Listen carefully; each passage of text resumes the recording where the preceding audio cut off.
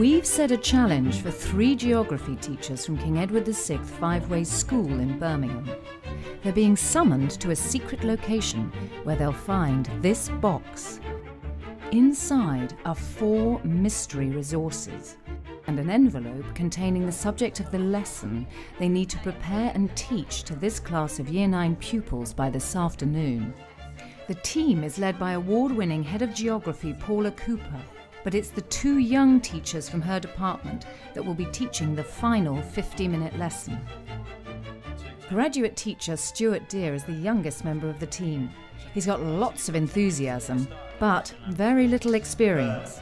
Starter. Oh God. I think making it relevant and bringing it to life is one of the most important things in geography. Second on the team is NQT Katie Bush.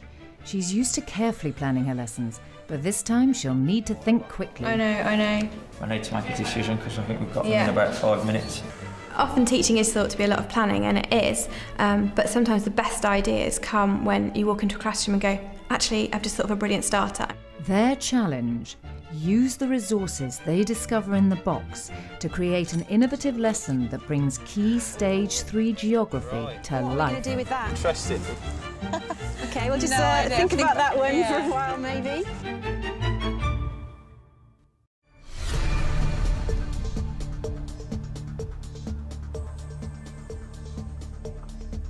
It's 8:30 a.m.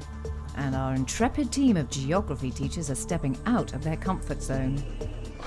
They're on the way to a mystery location where they'll find out the subject of the lesson and the resources they'll be using. They've also got to find one more resource of their own to use in the lesson. We can have anything though and link it to geography. Oh, this is it. They could put anything in there. The resources inside the box have been specially chosen by 2 experts in the field.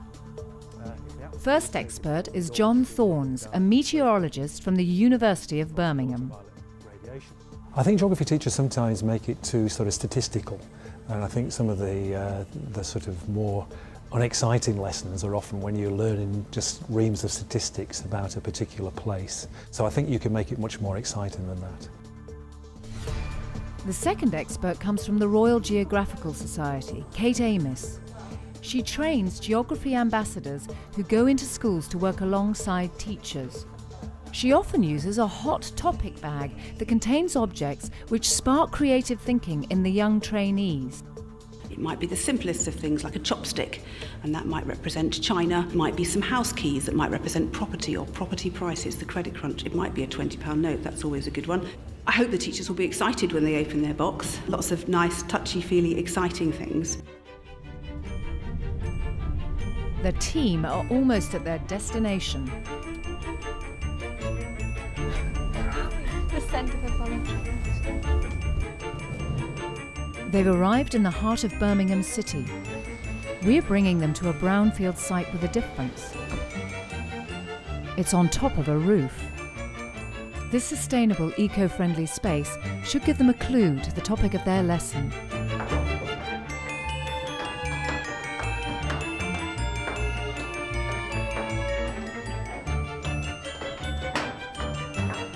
Oh, here's the box. There's a box. The box.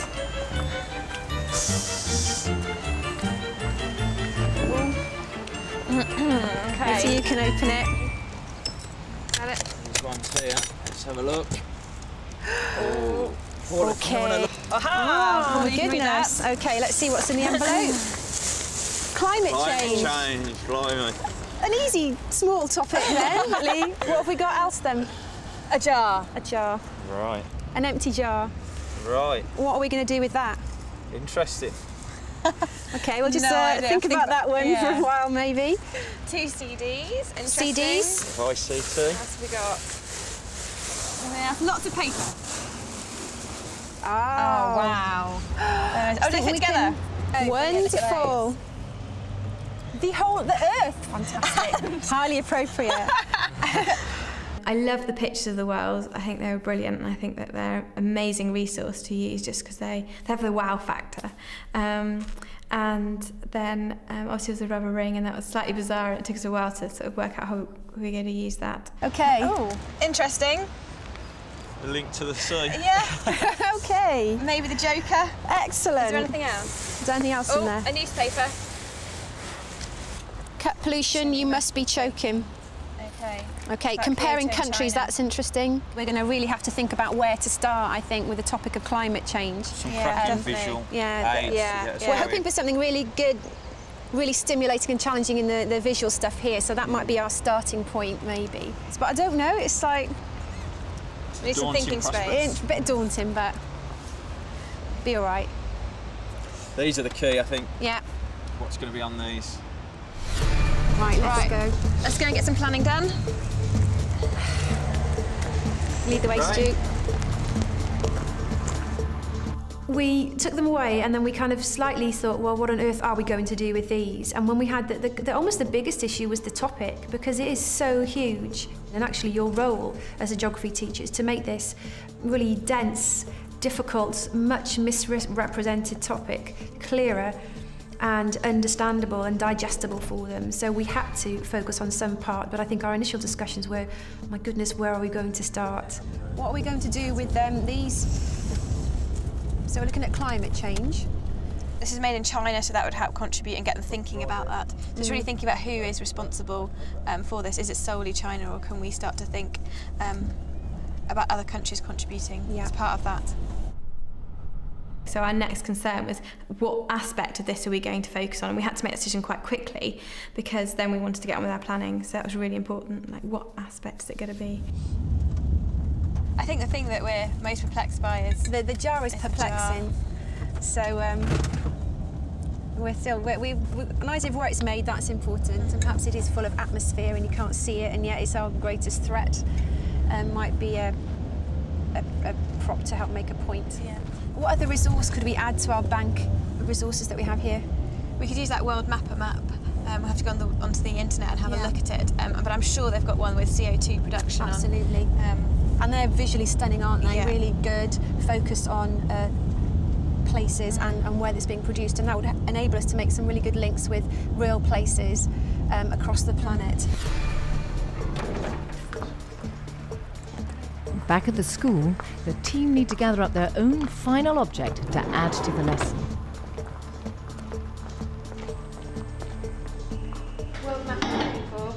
They're going for a map resource they've used before, and it's downloadable from the web. You go to A to Z map index. And go down carbon dioxide.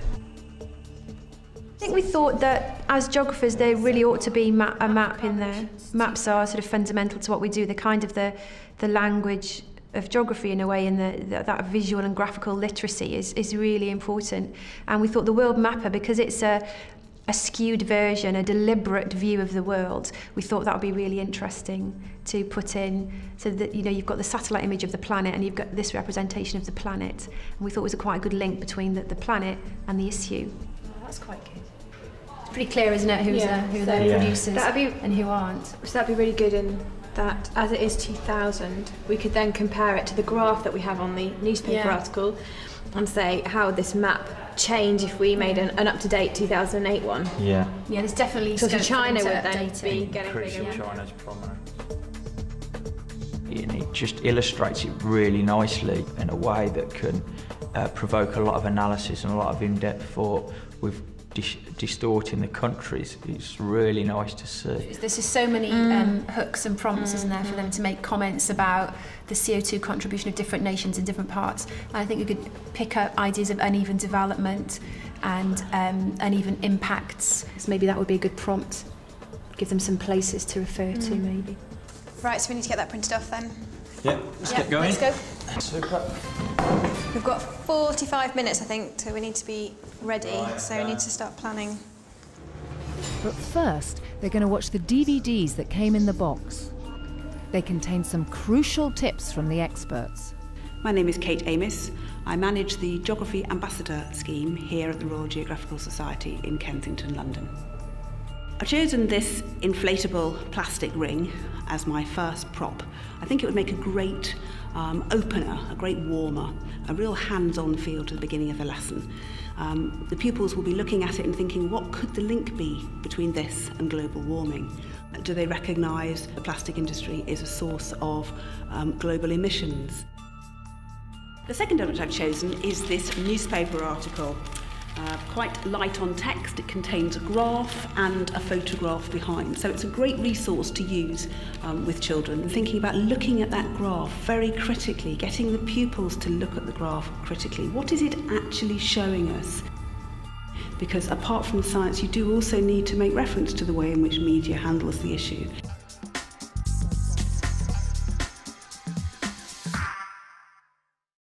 I think it's really interesting because obviously she was thinking of this being used as a starter, and that's what we thought. To think about.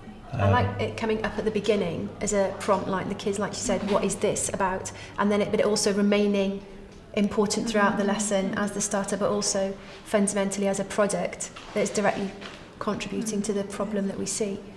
And then this is good as well because she was picking up the detail of the graph and the text. I think if we think of creative ways of using that as well, then that'll really come out reading that carefully. One quite good way is to separate the key elements of the article, which encourages the students to be more, and to be critical I think is really important.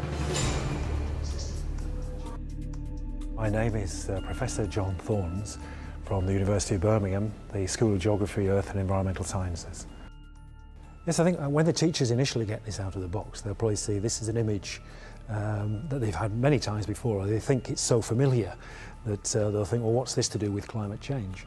But I think the obvious thing that the image shows us is that the Earth and the sort of planet Earth is in fact actually surrounded by atmosphere. Hopefully they will realise that the atmosphere is very small, and it's almost like the varnish on a globe. It's very thin and very fragile, but at the same time the atmosphere is actually our most valuable resource on the planet. So the second object is of course this jar. What we need to think about is the links between what's in this jar and this picture, in terms of how can the air that looks so controlled and almost invisible in this bottle lead to all the weather and climate that we get over the globe. The teachers need to get across the message that understanding the science of climate change is very important, because often we just concentrate on the impacts. I think that encapsulates one of the big challenges for us as geographers, is that you're talking about a huge issue that has a whole matter of science behind it, and that is very important to us as geographers in the way the atmosphere works and how complex that is. And then you've got the whole environmental human interactions part of it, and the impacts, the consequences for the environment and for people, and our role in that. And that's a huge amount to unpick, and that's what makes it sometimes a challenging topic and a difficult topic to teach sometimes, and one that sometimes isn't taught too well because of that complexity. That's the expert's opinion on how to use the resources, but it's up to the team to plan their own lesson on climate change. How shall we approach the starter? We talked about the ring, didn't we? Yeah, I think passing around the ring to each pupil, letting them have a good feel of it, could look at the ring, pass it around quickly, and then the question, sort of, what might you need this for if you lived in an area. If we can bring this resource in, this is showing a very important area to the whole global warming issue, so we can link that in nicely, the globe, link this in, have it on the wall, and that's a good starter to get them thinking about the issues. And perhaps they don't, I think that's a fantastic idea, and perhaps they don't need to pass it around too much. Perhaps that's a more speedy kind of like, what's this about? And then later when you want them to spot that it's been made in China, maybe that can be the more hands-on bit. So someone needs to blow it up. And the rubber ring, I think, was particularly a good example of what you can get out of random objects, because simply that rubber ring we then got made in China, plastic factories. China, it's transported over to the UK, the CO2 emissions involved there. It shows you can make a lesson out of almost any object, I think. They're coming up with some interesting ideas about how to use the article. And whether you give them a piece of A3 paper and they just put the graph down and then they annotate it. They haven't actually stuck it, but they just annotate it so they can have some notes that they can then brainstorm and get their ideas back. If we separate them as well, we can also not only ask them what does this source tell us, but what else do you want to know? And so then when they come back together as a 3, they can say, well actually I'm really confused because what are these figures? And so then that person can be like, well actually this... I think the article helped us frame the main activity, or one of the main activities of the lesson, to actually give the students detail, give them graphs, give them information, and also recognising that particularly global warming, it is a scientific theory, although it would appear to be there's a lot of evidence. It is a theory, and science moves on and discovers new things. So really, you need to teach it in that framework. And we can maybe have this at the front the whole time. I don't know, the sticker on it saying, why does this matter? And then we go, well, you know, here it is, the atmosphere, this is it. It's in this, it's like controlled and we know where it is, but you know, we can't see it. It's vital to us. Look, it's this fine skin on our globe. Resources are key to a good lesson. They don't have to be expensive, they don't have to be complicated, they don't have to be technology bound. A good resource will do you for a Year 6 lesson or an undergraduate lecture. You don't need complicated resources, but you need to think about making links between different things. So maybe we bring this in the end to make some great sort of philosophical point about its absolute importance to life on Earth and how it's in our hands.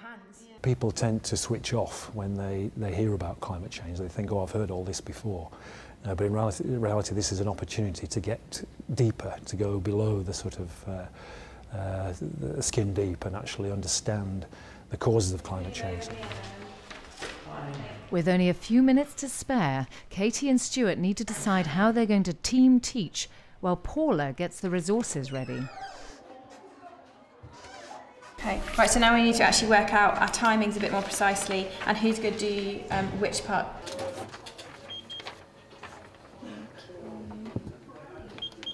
I don't mind doing the starter activity with the rubber ring.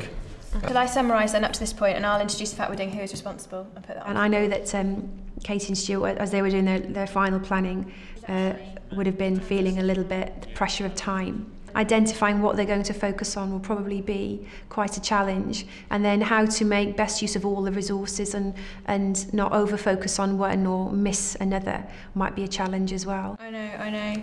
I need to make a decision because I think we've got them in about 5 minutes. Let's keep it how it is then. So you're going to pass the ring around, introduce the concept map. With the world mapper as part of that concept map.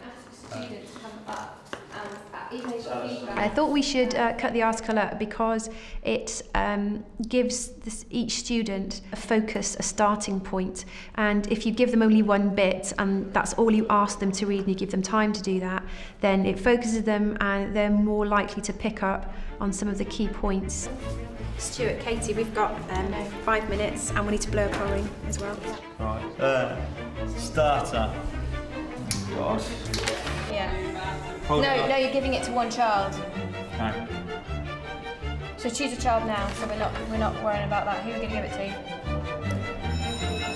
Mice.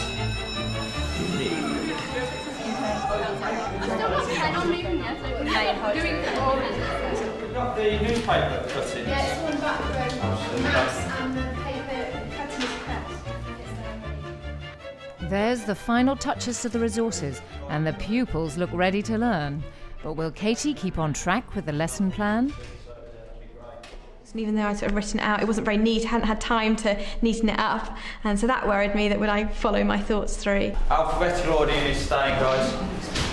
Right then, we've got this image here, a makeshift arrow here pointing to somewhere on this image. Who'd like to tell us where it's pointing to, roughly, which sort of country here? There was a lot of anxiety leading up to it, and we were thinking, are we gonna flop here? Is the lesson gonna fail? Bangladesh, yeah, superb, straight away. Right then, if I give that to you, have a feel of it, have a look at it, try and think why you might need this if you lived here in the future. Oh, because there's a lot of flooding in Bangladesh, and because of global warming, it's just going to get worse. Super. So a bit like the rubber ring was particularly useful in engaging the pupils, grabbing their attention, linking it instantly into what we were doing. It played sort of like a short, sharp role. Because you did see the kids sort of sit up and think, well, what is this great spotty rubber ring doing here? And they went from establishing a location on the satellite image of Bangladesh, and then unpicking from there what might be happening there and why that might be happening. How does this, other than the link we've already had with flooding, how could this link us to climate change again? Have a look at it. Then you've got to pass it on. Where's it made? China. That's probably then. Like it got you asking different questions about it. Like with the rubber rink, it was like, where's it come from and how is that linked into it? How could this be used to help us understand and link to climate change? Anyone got any thoughts? Harriet? Globalisation is really behind like climate change, and even though we need everything from other countries, like we have to use planes and things to get them there, which causes like big climate change. When you hear the word climate change, okay, what three things do you think of? What three things do you know about this topic? Okay, I'm going to give you about 2 minutes just to have a little think. I want you to write those three things down because it's going to help us in some of our discussion in a moment. We knew they'd have some prior knowledge, but we didn't really know how well equipped they would be with that, how it would materialise on the day. So we felt that if we gave them a little bit of thinking time, which is where the jot down three things came from, that better helps you manage an effective question and answer afterwards, to try to establish shared understanding of climate change and the key elements of it. And I think that's probably the most daunting bit of the lesson, really, and that bit had to go well, otherwise that had to link into this responsibility and interdependence section, which was our real focus for the lesson. 2, 1, write pens down. Okay, Anisha, can you tell me, what have you got? Global warming, pollution, water levels rising, it affects plants and animals, and melting ice caps. Okay, excellent. So within that answer, you have got some causes and some impacts. So what we want to think about today is actually who is responsible for this and what can be done about that. Okay, so that is what we're looking at. Who is responsible? Mr. Dear. Okay, so you've each got 3 different resources. What I want you to do is annotate as much as you can each resource to tell us what it's showing, and also I want you to think about what else you'd like to know on top of that information you've got. Again, I thought the newspaper article was really useful, good resource to give to the pupils, who then spun off with some amazing things from it. Connie, I noticed you were writing some good things down earlier. What would you like to say about the article? It actually says that the average CO2 of each Briton is still much higher than that of Chinese people. And China are going through their industrial revolution right now. And at the time we were probably producing much more CO2 than they are. Yeah, Roger, yeah. Basically, and if you think about it, a lot of their CO2 is produced in the factories, and the factory, what they make in the factories comes to the big countries like England and USA. So really, it's sort of England and America's fault. What you're talking about there is a link called an interdependent link. Get the word down if you haven't got it down already. It's a very important word in geography, and one that you'll find you'll use a lot as you go through geography into GCSE.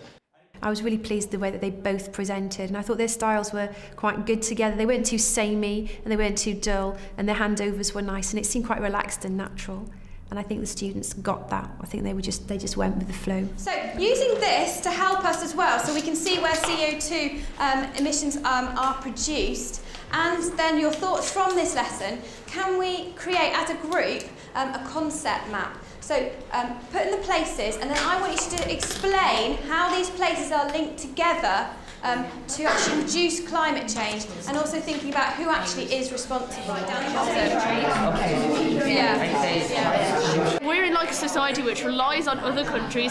If Britain had to rely on its own sources, we would have a rubbish football team, eat fish and chips, and get obese. Yeah. So basically, China is becoming a superpower. Yeah. So we can't really do anything. Some great discussion around the room, and that's what I find really exciting when you hear them talking away and arguing away with each other, and I was really pleased with that. That to me shows that we'd given them enough prompts to really get thinking, and that they were coming away, I guess, really empowered with that knowledge that they'd gained.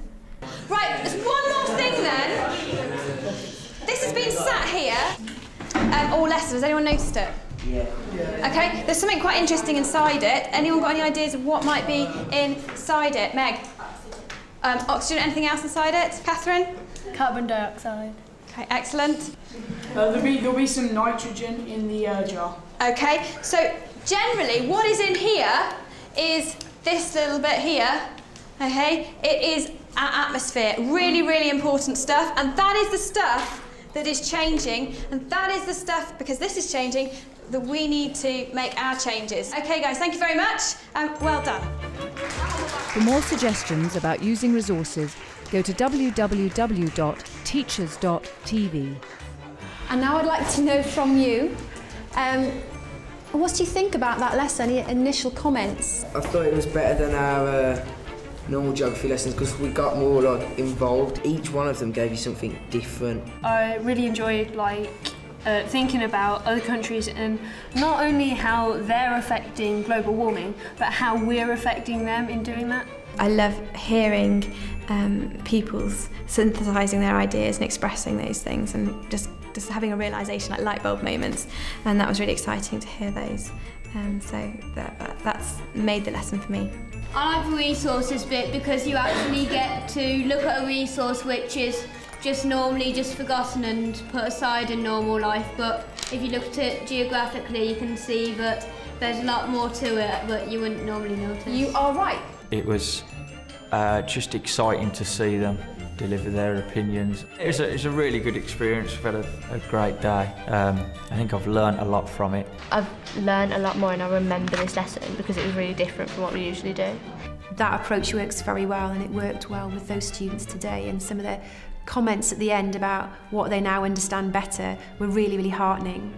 I'm thinking, yes, we've made a difference there, and that is the point of school geography. So that's good.